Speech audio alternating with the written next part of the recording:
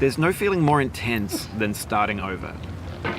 If you deleted your homework the day before it was due, as I have, or if you left your wallet at home and you have to go back after spending an hour in the commute.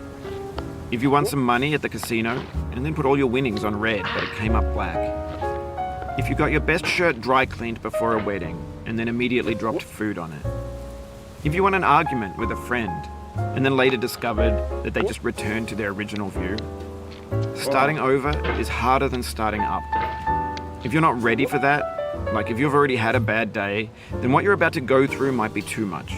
Feel free to go away and come back. I'll be here. Alright, thanks for coming with me on this trip. I'll understand if you have to take a break at any point. Just find a safe place to stop and quit the game. Don't worry, I'll save your progress, always, even your mistakes. This game is a homage to a free game that came out in 2002 titled Sexy Hiking.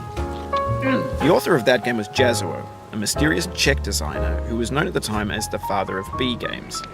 And B games are rough assemblages of found objects. Designers slap them together very quickly and freely, and they're often too rough and unfriendly to gain much of a following. They're built more for the joy of building them than as polished products. In a certain way, Sexy Hiking is the perfect embodiment of a B game. It's built almost entirely out of found and recycled parts, and it's one of the most unusual and unfriendly games of its time. In it, your task is simply to drag yourself up a mountain with a hammer. And that act of climbing, in the digital world or in real life, has certain essential properties that give the game its flavor. No amount of forward progress is guaranteed. Some cliffs are too sheer or too slippery. And the player is constantly, unremittingly in danger of falling and losing everything. Anyway, when you start Sexy Hiking, you're standing next to this dead tree that blocks the way to the entire rest of the game.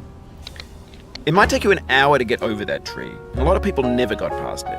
You prod and you poke at it, exploring the limits of your reach and your strength, trying to find a way up and over. And there's a sense of truth in that lack of compromise.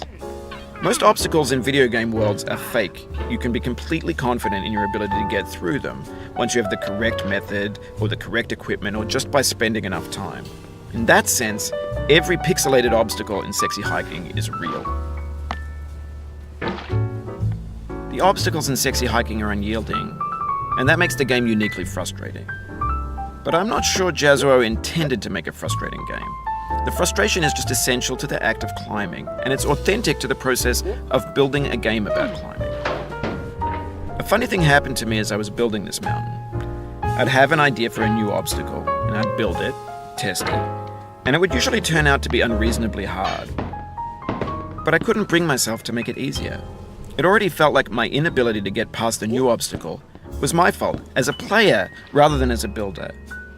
Imaginary mountains build themselves from our efforts to climb them, and it's our repeated attempts to reach the summit that turns those mountains into something real.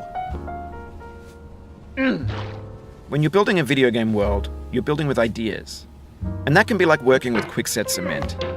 You mold your ideas into a certain shape that can be played with, and in the process of playing with them, they begin to harden and set until they're immutable, like rock. And at that point, you can't change the world. Not without breaking it into pieces and starting fresh with new ideas. For years now, people have been predicting that games would soon be made out of prefabricated objects, bought in a store and assembled into a world. And for the most